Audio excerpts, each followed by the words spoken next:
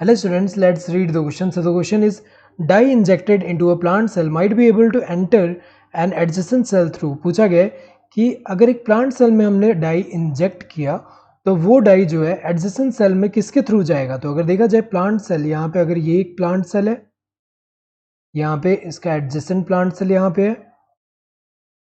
तो जो plant cell है, प्लांट सेल में हमें पता है कि सेल वॉल होगा, यहाँ पे ये सेल वॉल है। और प्लांट सेल में हमें पता है कि एडजेसेंट सेल के बीच में क्या प्रेजेंट होता है, मिडल लैमेला प्रेजेंट होता है। ये क्या है, मिडल लैमेला। सो ये क्या है, सेल वॉल, और ये क्या है, मिडल लैमेला। और यहाँ पे क्या होगा, यहाँ पे जो कनेक्शन है एडजेसेंट सेल के बीच में, जो कनेक्शन है ये क्या है, प्लाज्मोडेस्माटा। ये क्या है, प्लाज्मोडेस्माटा। और ये क्या करते हैं, साइटोप्लाज्मिक कंटिन्यूटी मेंटेन कर रहे हैं। तो अगर देखा जाए, अगर हमने डाई जो है डाई इंजेक्ट किया एक सेल में, तो ये इसके एडजेसेंट सेल में किसके थ्रू जाएगा, प्लाज्मोडेस्माटा के थ्रू जाएगा। तो अगर देखा जाए करेक्ट आंसर क्या होगा, this third one, that is plasmodesmata.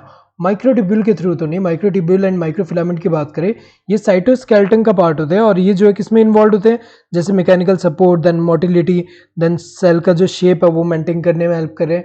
और हमें पता है कि जैसे माइक्रोट्यूब्यूल है वो सेल डिवीजन में जो स्पिंडल फाइबर फॉर्मेशन उसमें इन्वॉल्व है। तो ये अगर हम देखें, ये तो नहीं है, हेल्प कर रहे हैं फॉर इसका, इसके थ्रू तो नहीं जा रहा।